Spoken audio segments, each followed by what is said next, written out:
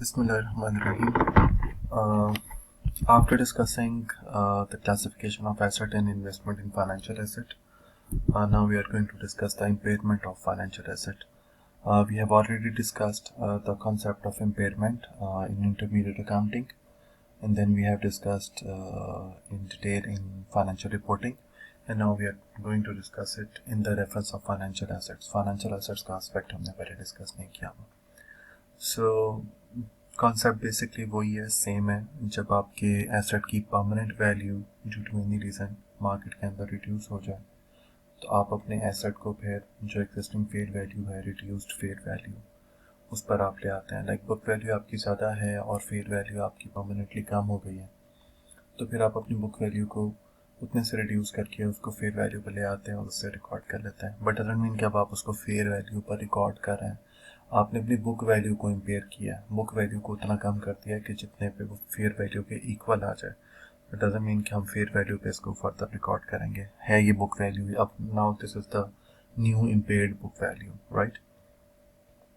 So if the value that can be recovered for a financial asset is less than it's carrying value and is expected to remain so, the financial asset is impaired. So the point is कि अगर ये permanent reduction हुई है, तो अगर तो fluctuations आ रही हैं, up and down है, तो फिर तो आप उसको as it is रहने देंगे, आप change नहीं करेंगे.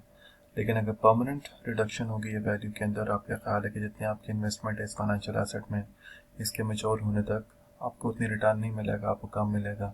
And these are the reasons कि ये जब परमानेंट रिडक्शन इंडिकेट कर रहे हैं, तो फिर आप उसको इम्पेयर कर लेंगे. IFRS and US GAAP required the held to maturity and available for sale securities be evaluated for impairment at each reported period. यानी कि जब भी हमारा ईयर एंड आएगा, तो हम उसको जो हमारी दो हैं held to maturity and available for sale, इनको हम इम्पेयरमेंट के लिए इवेल्युएट करेंगे at the end of each reporting period. This is by rule. If impaired, the value, the written down, if impaired, if the financial asset is impaired, then the value will be written down to fair value and a realized loss is recorded. इनके fair value के equal हम उसको record कर लेंगे, और जितने से भी कम हुआ, लाइक जैसे पहले हमने बात की, just to keep the thing simple figure, 100 से अगर ये 90 पे आ जाता है, तो अब हमें 90 पे रिकॉर्ड करना है, तो हम जो 10 है उसको हम अपना इम्पेयरमेंट पे रिकॉर्ड करेंगे. Then impairment of financial assets, subsequent reversal is not allowed in US GAAP. यानी कि जैसे हमने बाकी जगह में पढ़ा था, जब हमने इसको इंटरमीडिएट अकाउंटिंग में डिस्कस किया था कि एक दफ़ा आपका एसेट इम्पेयर होता है और उसके बाद फिर वो रीवैल्यू होता है, तो वो उसका वैल्यूएशन सरप्लस, रीवैल्यूएशन सरप्लस आ जाता है. यहाँ हमने डिस्कस किया था कि फर्स्ट टाइम रीवैल्यूएशन सरप्लस आता है और अगले साल वो इम्पेयर हो जाता है. तो ये दोनों चीज़ें डिस्कस की थी. लेकिन in the reference of financial asset हम कह रहे हैं कि यूएस GAAP में रिस्ट्रिक्टेड है कि आप इसको सब्सिक्वेंट रिवर्सल नहीं कर सकते. ए वंस इम्पेयर्ड दैट्स इम्पेयर्ड, आप उसको दोबारा से असल वैल्यू भी नहीं लेके आएंगे, चाहे वो चेंज भी हो जाए. And then subsequent reversal is allowed only for debt securities and that too in IFRS. तो जो आपकी डेट सिक्योरिटीज़ हैं उनके रेफरेंस में आप इसको कर सकते हैं. यानी कि डेट सिक्योरिटी हमारी जो हैं ये जो हेल्ड फॉर ट्रेडिंग होती हैं, यूजुअली डेट सिक्योरिटी और इक्विटी दोनों के लिए यूज़ होता है. या हमारा ये जो हेल्ड टू मैच्योरिटी है, ये यूजुअली जो है वो डेट सिक्योरिटीज़ होती हैं. तो इनके रेफरेंस में according to IFRS reversal is allowed. Okay, now investment in associates. हमने ये शुरू में डिस्कस किया था अभी कि आपकी जो परसेंटेज है, percentage of investment in shares of another company, वो 20 to 50 के दरम्यान में फॉल करेगी. तो हम कहेंगे कि अच्छा ठीक है, अब हमारा इन्फ्लुएंस है इसके ऊपर, और अगर इन्फ्लुएंस है तो इसका मतलब है वो हमारी कंपनी, हमारी एसोसिएट कंपनी है. So initial investment is reported at a cost as a non current asset. आप इसको नॉन करंट एसेट के तौर पर इन्वेस्टमेंट है अपने पास, आप इसको रिकॉर्ड करेंगे. जितने लेट्स से आपने 25% शेयर परचेज किए हैं 5 लाख के, लेट्स से, तो वो 5 लाख आप अपने पास रिकॉर्ड करेंगे एज इन्वेस्टमेंट। उसके बाद proportionate reporting of investee's earnings increases initial investment dividends paid reduce. Okay fine. So जो आपका प्रोपोर्शनेट रिपोर्टिंग है, लाइक अब हर साल आपने जो इन्वेस्ट किया था 5 लाख, अगर तो कंपनी प्रोग्रेस कर रही है तो वो 5 लाख की अमाउंट भी आपकी इन्वेस्टमेंट की बढ़ती जाएगी। कैसे बढ़ेगी? जैसे जैसे कंपनी अर्निंग करेगी तो उसके अर्निंग का जो पोर्शन आपके पास होगा, लाइक हम कहते हैं 25% की एग्जाम्पल ली, तो जितना भी वो अर्न करेगी उसके 25% आप अपने पास इन्वेस्टमेंट में ऐड करेंगे। सो आपकी इन्वेस्टमेंट प्रोपोर्शनेटली बढ़ती जाएगी। और अगर कंपनी कुछ डिविडेंड्स भी पे कर रही है तो डिविडेंड आपकी इन्वेस्टमेंट को ऑब्वियसली रिड्यूस करेंगे, क्योंकि अर्निंग में से डिविडेंड उसने पे करने हैं, तो अर्निंग में से उतने डिविडेंड निकल गए तो आपकी इन्वेस्टमेंट उतने से रिड्यूस हो जाएगी। Okay, then this is usually carried at acquisition cost. Companies can make an irrevocable decision to carry investment at fair value. So most of the times we record it as acquisition cost. जैसे हमने second part में discuss किया कि initial investment is reported at a cost, लेकिन अगर companies इसको fair value पे record करना चाहती हैं तो फिर ये इरिवोकेबल होगा, आप इसको रिवर्स नहीं कर सकते। ठीक है, वो फिर फेयर वैल्यू पे आप इसको रिकॉर्ड करेंगे। Investment in associates that stopped once book value fall to zero, resumed once. Okay, so this is a bit technical point. देखें, बुक वैल्यू हम बात करें हमारी इन्वेस्टमेंट की बुक वैल्यू। हमने कहा कि कंपनी, ये जो पिछली स्लाइड में ये पॉइंट है, जो इन्वेस्टी जिसमें हमने इन्वेस्ट किया है, हम इन्वेस्टर हैं, like A bought 25% shares of B, तो ए ने इन्वेस्ट किया, A is investor and B is investee, right. तो प्रोपोर्शनेट रिपोर्टिंग अर्निंग, लाइक अगर कंपनी प्रॉफिट अर्न कर रही है तो हम कह रहे हैं वो इन्वेस्टमेंट में हमारी ऐड हो जाएगा, और अगर कंपनी लॉस में जा रही है तो वो भी हमारी इन्वेस्टमेंट से लेस होता जाएगा। ठीक है, जैसे हम अपना प्रॉफिट हमारे उसमें ऐड करते हैं, ठीक है, रिटेन्ड अर्निंग में, और जो हमारा लॉस होता है उसको हम उसमें से लेस कर देते हैं। तो यहाँ पे भी अगर लॉस में जा रही है कंपनी तो हम उसको ऐड करते लेस करते जा रहे हैं, और कंपनी इतने लॉस में जा रही है कि हमारा वो सारा जीरो ही हो गई इन्वेस्टमेंट लेस करते करते। तो stopped once book value falls to zero. अब अगर जीरो पे चली गई है और उसके बाद भी लॉस हो रहा है तो अब आपने नेगेटिव फिगर अपने पास नहीं लिखनी है, बस आपने यहाँ पे रुक जाना है। ठीक है, और फिर अगर दोबारा कंपनी पेस पकड़ती है, दोबारा प्रॉफिटेबिलिटी में आ जाती है, तो वो अपना लॉस पूरा कर लेती है। रिज्यूम्ड वंस प्रॉफिट सम एक्यूमुलेटेड लॉसेस, तो वो सारे लॉसेस जब पूरे हो जाते हैं तो फिर आप उसको दोबारा, यानी कि जब वो पॉजिटिव में आ जाती है तो फिर आप दोबारा उसको जो है वो अपने पास रिकॉर्ड करना शुरू कर देते हैं।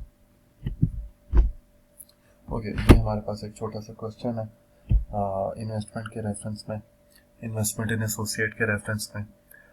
बड़ा सिंपल सा क्वेश्चन है, मतलब यानी कि बहुत बेसिक लेवल का।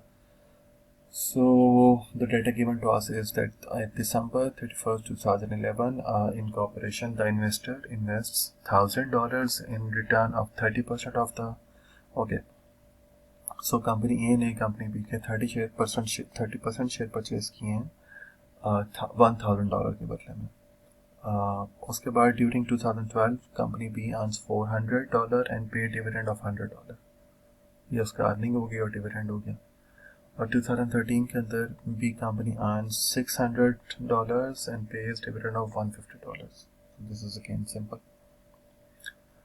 उसके बाद है जी, calculate the effects of the investment on A's incorporation balance sheet, reported income and cash flow. Okay, so 2012 में और 13 में कंपनी ए का बैलेंस शीट में, इनकम स्टेटमेंट में और कैश फ्लो स्टेटमेंट में क्या इफेक्ट आएगा, ये जो इन्वेस्टमेंट की है इसका, और फिर जो कंपनी भी अर्निंग कर रही है और डिविडेंड दे रही है, फिर अर्निंग कर रही है और डिविडेंड दे रही है, तो इनका हमारे पास क्या इम्पैक्ट आएगा।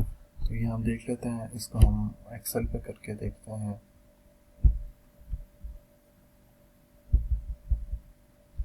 ओके जी, सो हमारे पास 2 साल हैं, बल्कि 3 साल ही हैं, 2011, 2012 और 2013, ये 3 साल है हमारे पास। ठीक है, और इसी तरीके से हमने अपने पास एक बैलेंस शीट में काम करना है, और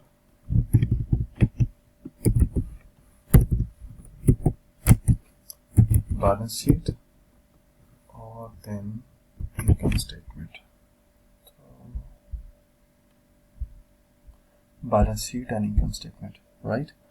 तो पहले हम बैलेंस शीट को देख लेते हैं। हम जब यहाँ पे है 1000, तो जब हमने इसको 1000 का परचेज किया तो बैलेंस शीट में हम अपने पास 1000 का इन्वेस्टमेंट लिख देंगे, क्योंकि एज पर रूल हमने इसको कॉस्ट पर ही अपने पास रिकॉर्ड करना है। तो ये 1000 में हमारी इन्वेस्टमेंट आ गई, ये पहले साल की है, ठीक है, 2011 में।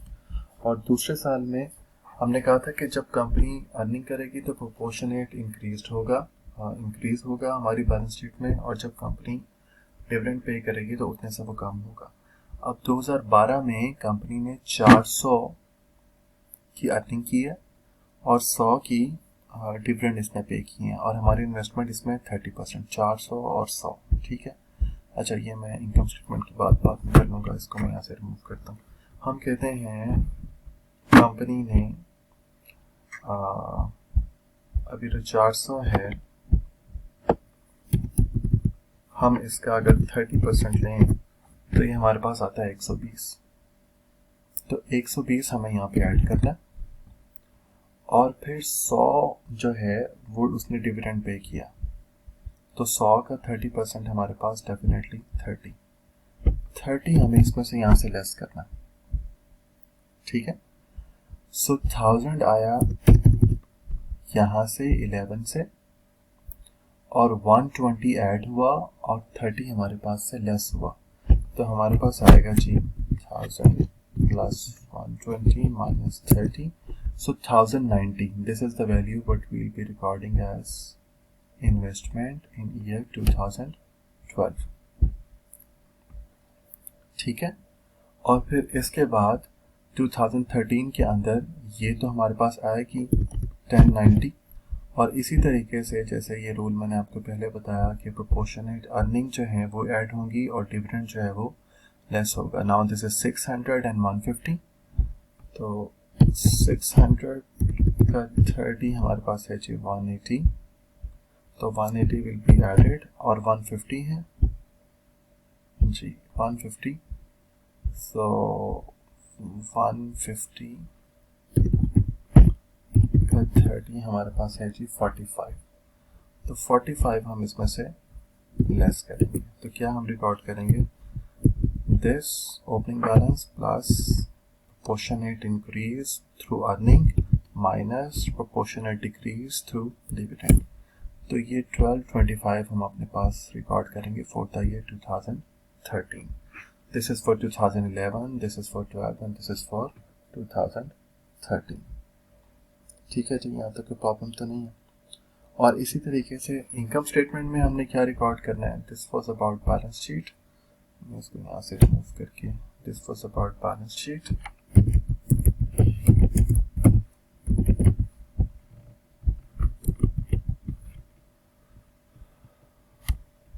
and now about income statement.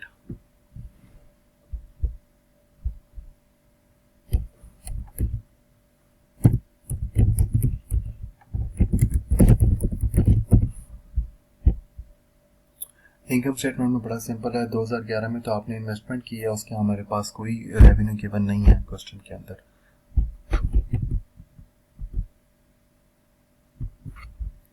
और 2012 का और 13 का गिवन है, और वो हमने ऑलरेडी कैलकुलेट किया है।